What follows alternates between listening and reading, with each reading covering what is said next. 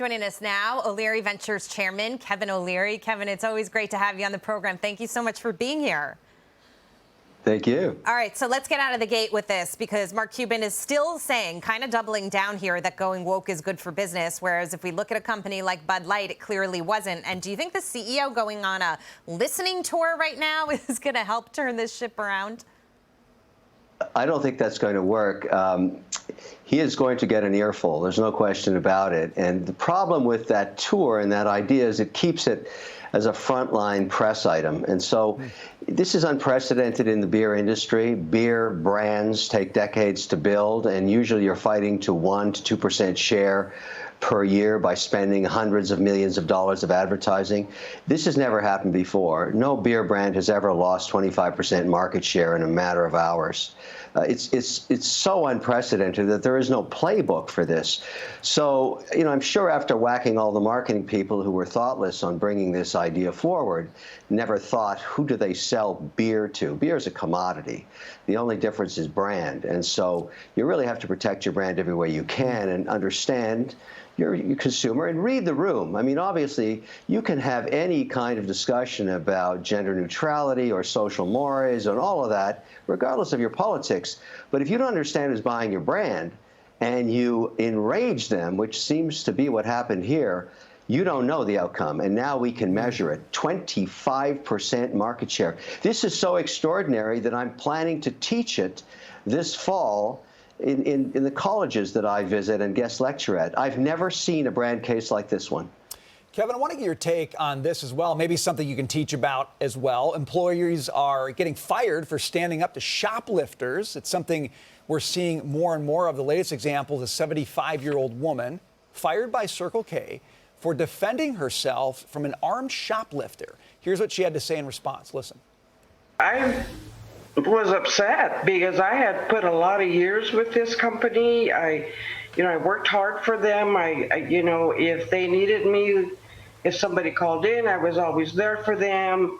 I did just about everything in that store to keep it neat and clean for the customers.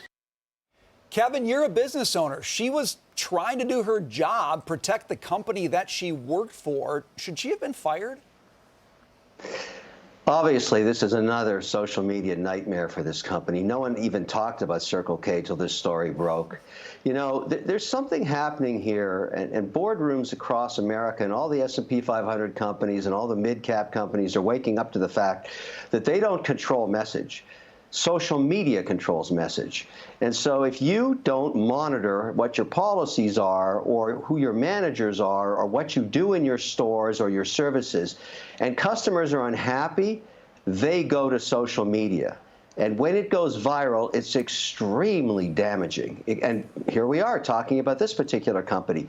Do I think firing a 75-year-old woman is a good idea? Does anybody think that's a good idea?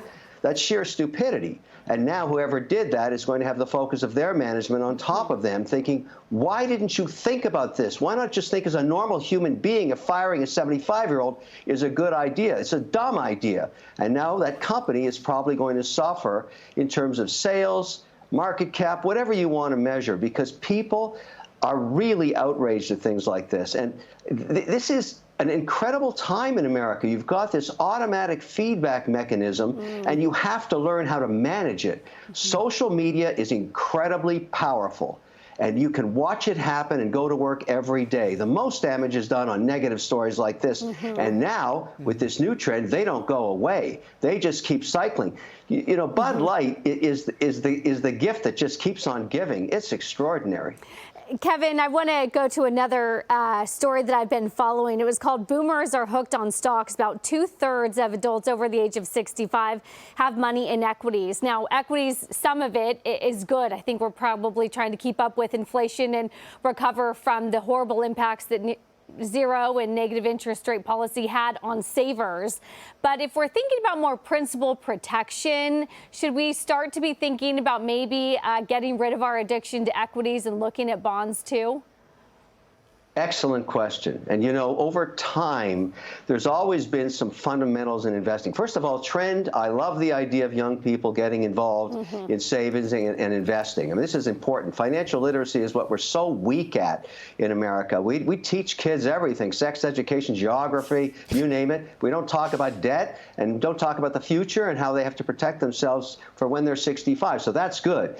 Now, the classic portfolio, and this came from a woman, my mother, who taught me when I was 15 some basics. She said, son, go 60% in equities, 40 in fixed income, no more than 5% in any one stock, and never more than 20% in any one sector.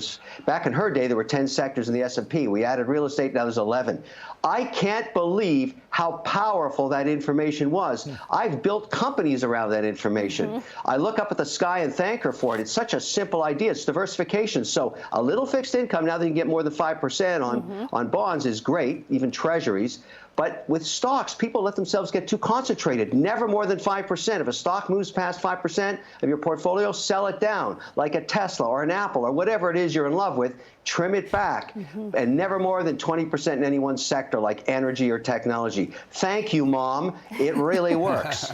We need more good moms like yours that are out there. Kevin O'Leary, thank you, and thank you for the advice as well for our viewers. We appreciate it.